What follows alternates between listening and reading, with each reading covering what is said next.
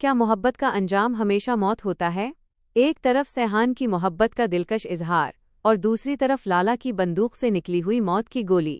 جس دل میں ابھی الہام کے لیے محبت کے پھول کھلے تھے، اسی دل کو چیرتی ہوئی لالا کی گولی آر پار ہو گئی۔ کیا سیحان اس خونی کھیل میں زندہ بچ پائے گا یا اپنی محبت الہام کی باہوں میں ہی ہمیشہ کے لیے آنکھیں بند کر لے گا؟ یہ کہانی اب ایک ایسے خوفناک موڑ پر آ چکی ہے جہاں سے واپسی ناممکن ہے۔ دوستو، کہانی نے تب ایک نیا اور سنسنی خیز موڑ لیا جب سیحان نے الہام کو اپنی زندگی کا حصہ بنانے کا فیصلہ کیا۔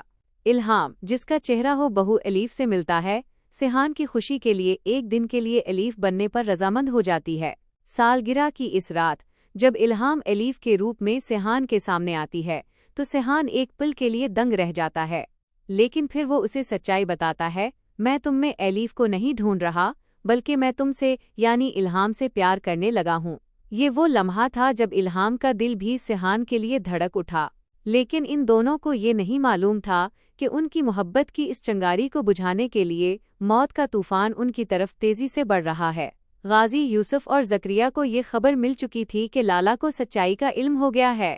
لالا کو کلوزڈ سرکٹ ٹیلی ویژن فوٹیج سے یہ پتہ چل گیا ہے کہ اس کے بیٹے ولید خان کا قاتل کوئی اور نہیں بلکہ غازی یوسف کا بیٹا سیحان غازی ہے۔ غازی یوسف سیحان کو بار بار خبردار کرتا ہے، زکریا کو اس کی حفاظت کے لیے بھیجتا ہے، لیکن محبت کے نشے میں چور سیحان موت سے بے خوف ہو کر زکریا کو واپس بھیج دیتا ہے، اور پھر ہوتا ہے وہ جس کا سب کو ڈر تھا۔ ریسٹورنٹ میں جب سیحان اور الہام ایک دوسرے کی آنکھوں میں کھوئے ہوتے ہیں اور سیحان کہتا ہے، الہام میں تم سے بہت پیار کرتا ہوں، ٹھیک اسی وقت موت کا سایہ ان پر منڈلانے لگتا ہے۔ لالا اپنے غنڈوں کی پوری فوج کے ساتھ وہاں پہنچ جاتا ہے۔ لالا کی آنکھوں میں اپنے بیٹے کی موت کا انتقام شعلے بن کر بھڑک رہا ہوتا ہے۔ وہ سیحان کی ایک بات نہیں سنتا، سیدھا اپنی بندوق نکالتا ہے اور بغیر کسی ہچکچاہٹ کے سیحان کے سینے پر گولی چلا دیتا ہے۔ گولی کی آواز سے پورا ریسٹورنٹ گونج اٹھتا ہے اور سیحان خون میں لت پت الہام کے قدموں میں گر جاتا ہے۔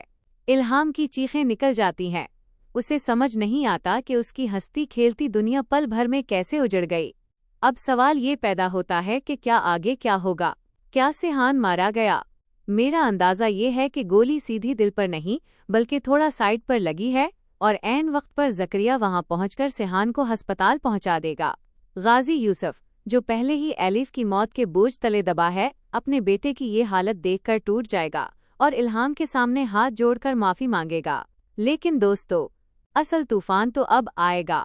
جب سیحان موت کے منہ سے واپس آئے گا تو وہ غازی یوسف والا سیحان نہیں بلکہ ایک ایسا درندہ بن چکا ہوگا جو لالا کی پوری سلطنت کو جلا کر راکھ کر دے گا۔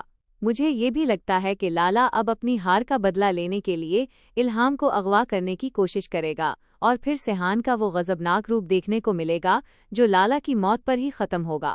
کیا سیحان اور الہام کی محبت اس خونی جنگ میں زندہ بچ پائے گی؟ کمنٹس میں اپنی رائے ضرور دیں اور جاننے کے لیے ہمارے چینل کو ابھی سبسکرائب کریں تاکہ آپ کوئی بھی اپڈیٹ مس نہ کریں۔